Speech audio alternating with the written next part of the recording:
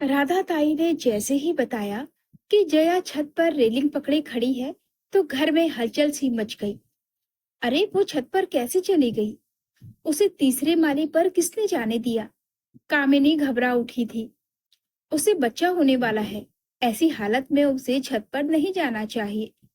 मोनू चाय का कप छोड़कर तुरंत सीढ़ियों की तरफ दौड़ा और जया को सहारा देकर नीचे ले आया। फिर कमरे में ले जाकर उसे बिस्तर पर लिटा दिया। जया अब भी न जाने कहाँ खोई थी, न जाने किस सोच में डूबी हुई थी। जया का जीवन एक सपना जैसा ही बना हुआ था। खाना बनाती तो पराठा तवे पर चलता रहता, सब्जी छौंकती तो उसे ढकना भूल जाती, कपड़े प्रेस करती तो उन्हें जला देती। जया जब बहू के रूप में घर में आई थी, तो परिवार और बाहर के लोग उसकी खूबसूरती देखकर मुग्ध हो उठे थे। उसके गोरे चेहरे पर जो लावण्य था, किसी की नजरों को हटने ही नहीं देता था। कोई उसकी नाक को देखता तो कोई उसका लंबा कद और सुडौल काया। सांवला साधारण शक्ल सूरत का मोनू जया के सामने बौना नजर आता। कामिनी गर्व से कहती, बरसों खोजने पर ये हूर की परी मिल पाई है। दहेज ना मिला तो ना सही, पर बहू तो ऐसी मिली है जिसके आगे इंद्र की अप्सरा भी पानी भरने लगे। धीरे धीरे घर के लोगों के सामने जया के जीवन का दूसरा पहलू भी उजागर होने लगा था। उसका ना किसी से बोलना, ना हंसना, ना कहीं जाने का उत्साह दिखाना, और ना ही किसी प्रकार की कोई इच्छा या अनिच्छा। बहू, तुमने आज स्नान क्यों नहीं किया? उल्टे कपड़े पहन लिए, बिस्तर की चादर की सिलवटें भी ठीक नहीं की, झूठे गिलास मेज पर पड़े हैं। कामिनी को टोकना पड़ता। फिर जया की उल्टी सीधी विचित्र हरकतें देखकर घर के सभी लोग टोकने लगे। पर जया न जाने कहाँ खोई रहती, ना सुनती ना समझती, ना किसी के टोकने का बुरा मानती। एक दिन जया ने प्रेस करते समय मोनू की नई शर्ट जला डाली, तो वो क्रोध से भड़क उठा। माँ, ये पगड़ी तुमने मेरे गले से बांध दी है। इसे ना कुछ है, ना कुछ करना आता है। उस दिन सभी ने जया को बहुत डांटा, पर वो पत्थर बनी रही। कामिनी दुखी होकर बोली, जया, तुम कुछ बोलती क्यों नहीं? घर का काम करना नहीं आता तो सीखने का प्रयास करो। राधा से पूछो, मुझसे पूछो। पर जब तुम बोलोगी नहीं, तो हम तुम्हें कैसे समझा पाएंगे? एक दिन जया ने अपनी साड़ी के आंचल में आग लगा ली, तो घर के लोग उसके रसोई में जाने से भी डरने लगे। जया, आग कैसे लगी थी? माँ जी, मैं आंचल से पकड़कर कढ़ाई उतार रही थी। कढ़ाई उतारने के लिए तौलिया था, उनका इस्तेमाल क्यों नहीं किया था? कामिनी क्रोध से भर उठी थी। जानती हो तुम कितनी बड़ी गलती कर रही थी? इसका दुष्परिणाम सोचा है क्या? तुम्हारी साड़ी आग पकड़ लेती, तब तुम जल जाती, और तुम्हारी इस गलती की सजा हम सबको भोगनी पड़ती। मोनू जया को मनोचिकित्सक को दिखाने ले गया, तो पता लगा कि जया डिप्रेशन की शिकार थी। उसे ये बीमारी कई साल पुरानी थी। डिप्रेशन, ये क्या भला है?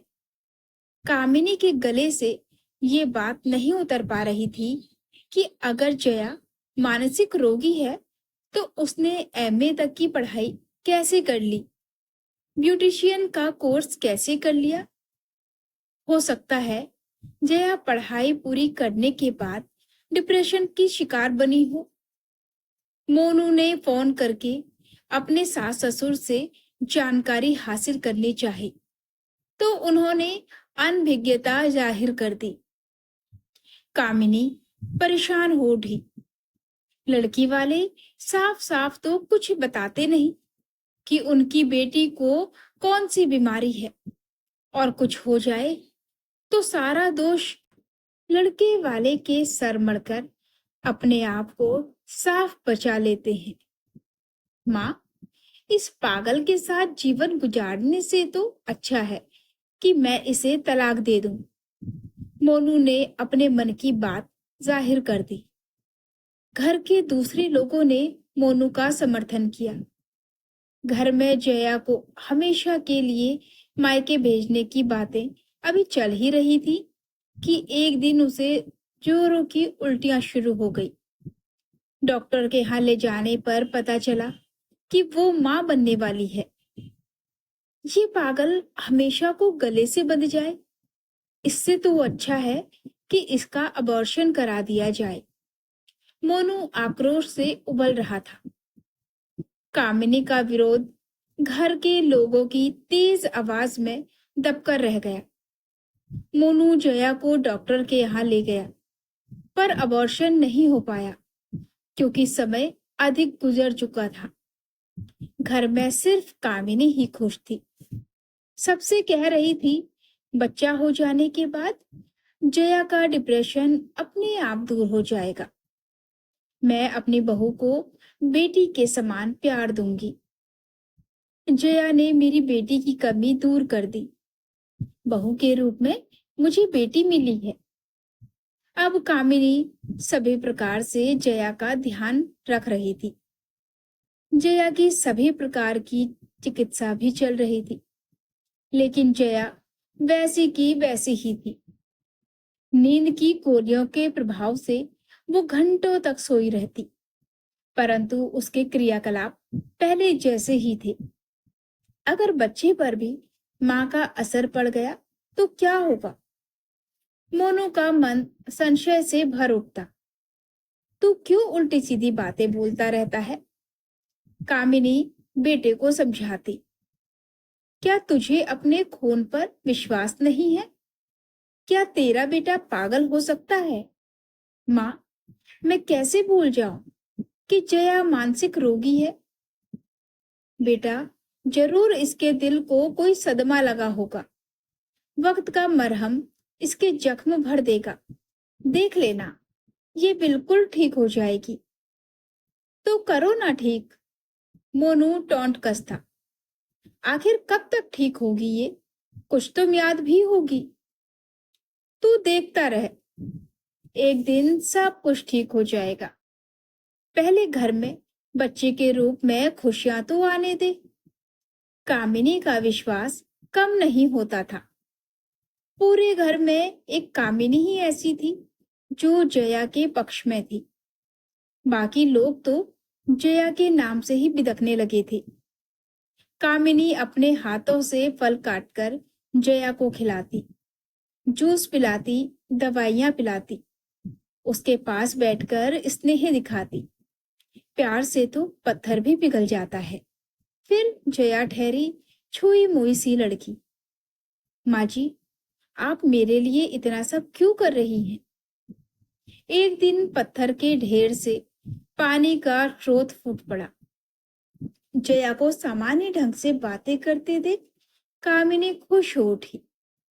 बहू, तुम मुझसे खुलकर बातें करो, मैं यही तो चाहती हूँ। जया उठकर बैठ गई। मैं अपनी जिम्मेदारियां ठीक से नहीं निभा पा रही हूँ। तुम माँ बनने वाली हो।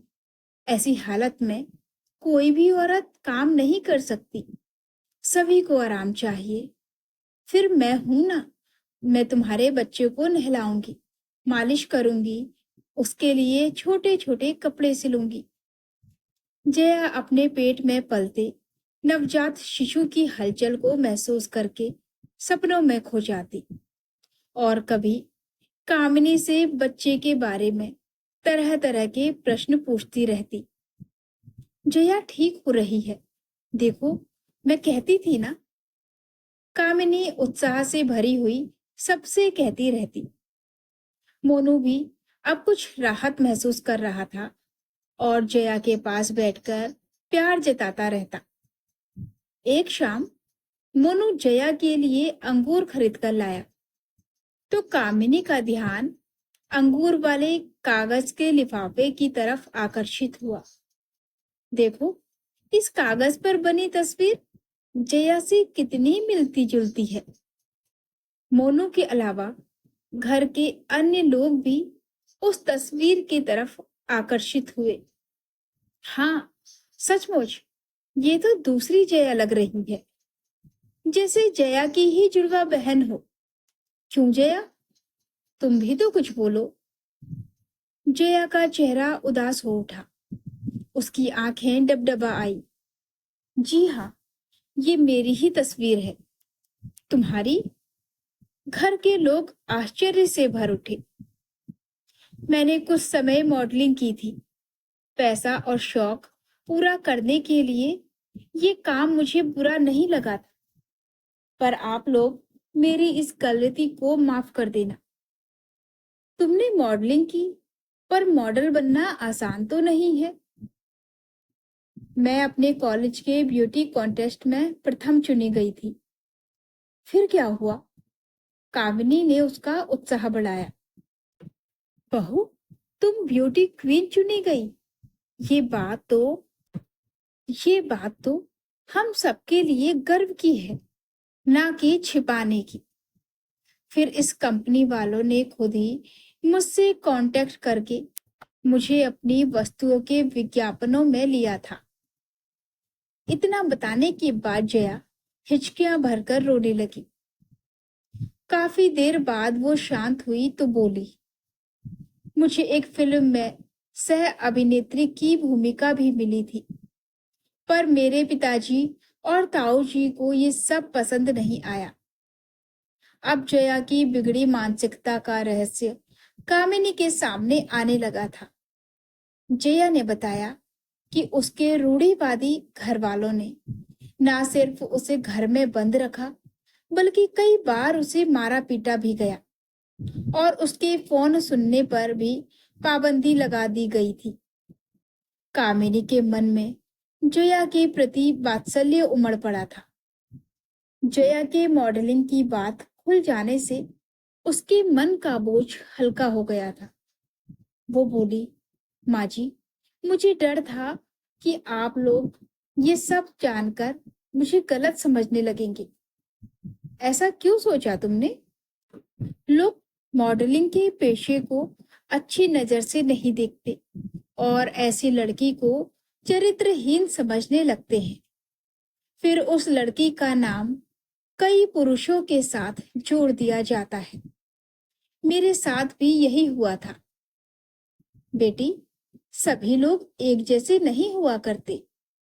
आजकल तुम खुश रहा करो।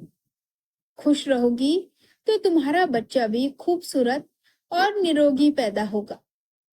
कामिनी का स्नेह पाकर जया अपने को धन्य समझ रही थी कि आज के समय में माँ की तरह ध्यान रखने वाली सास भी है।